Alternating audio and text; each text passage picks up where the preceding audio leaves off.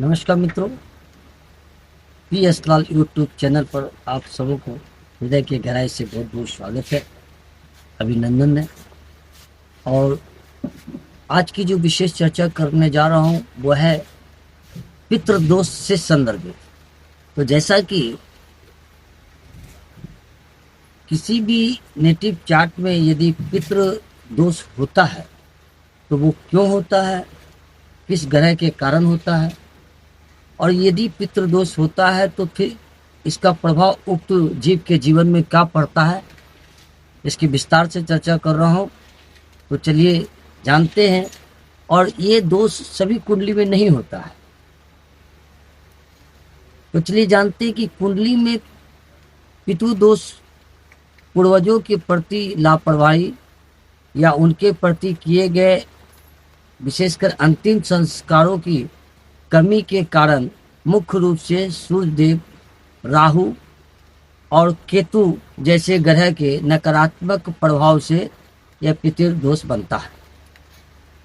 और यदि पितृदोष बनता है तो फिर उस परिवार में, उसके जनरेशन में, उसके बच्चे के साथ स्वास्थ्य में बाधा, व्यापार में रुकावट, विभिन्न तरह की परेशानियां का सामना करना पड़ता है। इसी वजह से लोग पितृदोष से भयभीत रहते हैं। यानी सीधे शब्दों में आप समझे कि जब किसी व्यक्ति के पूर्वज की आत्मा असंतुष्ट रहती है या उसके निर्मित श्राद्ध तर्पण नहीं होता तो कुंडली में पितृदोष का जन्म होता है। अब इसका मुख्य कारण क्या है, चलिए इस पर चर्चा करता हूं। कि सूर्य को पिता का कारक माना जाता है और ये पितृदोष का मुख्य कारण होता है। जबकि किसी के भी नेटिव चार्ट में 9 भाग्य का भाव होता है, पिता का भाव होता है। सूर्य के साथ राहु या केतु की युति या दृष्टि, या तो सूर्य के साथ राहु देव एक ही भाव में उपस्थित हो या केतु हो, या तो फिर किसी न किसी कारण से दृष्टि का संबंध हो, तब ये पितृदोष बनता है।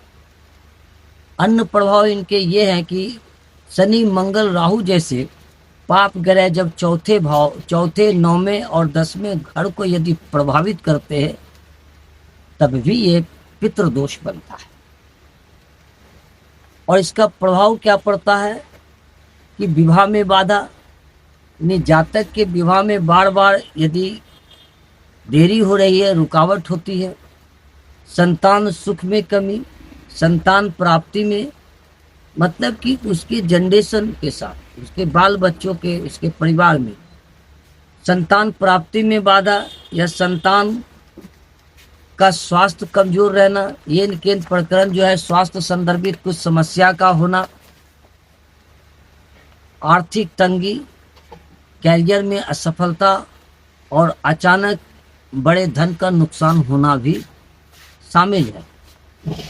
नेक्स्ट है कि पारिवारिक कलह, घर परिवार में बिना बात का बेवजह तनाव का उत्पन्न होना, झगड़ा झंझट होना। और ये मैं पुनः बता रहा हूं कि ये पितृदोष प्रत्येक के कुंडली में नहीं होता। अब तो आप समझ गए होंगे। यदि पितृदोष अगर किसी के कुंडली में यदि है तो फिर उसका धार्मिक उपाय क्या होना चाहिए, तो इस पर भी चर्चा कर दूं कि इसका धार्मिक उपाय एट फर्स्ट ये है कि तर्पण करना। रोज सुबह जल में काले तिल मिलाकर दक्षिण दिशा की ओर जल अर्पित करें।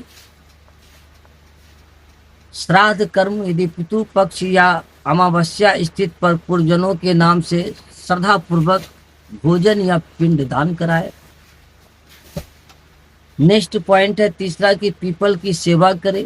शनिवार के दिन पीपल के पेड़ के नीचे सरसों तेल का दीपक अवश्य जलाए और गरीबों और जरूरतमंद लोगों को सहयोग करें, मदद करें, भूखे को भोजन दें, गाय को चारा दें, और पंछियों का सेवा करो।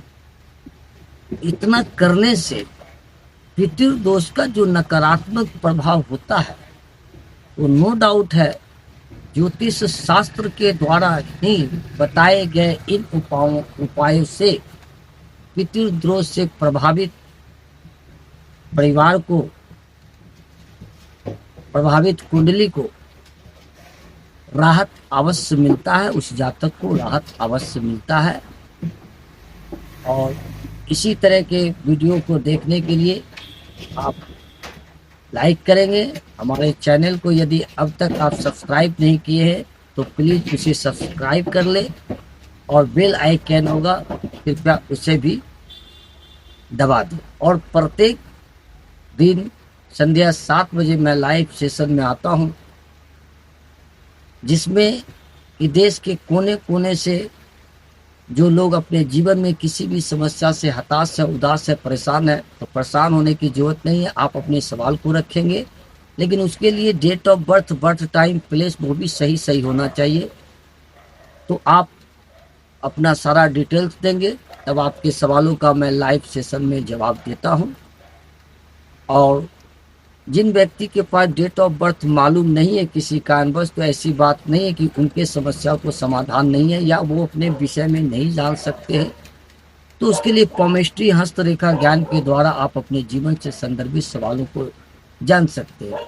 लेकिन उसके लिए प्रोसेस है कि आपके दोनों हाथ का फोटो एक सिंगल फोटो मेरे व्हाट्सएप पर भेजना होगा, तभी मैं PDF के माध्यम से आपको उसका रिपोर्ट बना के आप तक भेजूंगा। लेकिन सेवा शुल्क लागू है। चलिए इसी तरह के नए एपिसोड में फिर नए विषय के साथ नए एपिसोड में उपस्थित होंगे। वीडियो देखने के लिए आप सबों का बहुत बहुत आभार।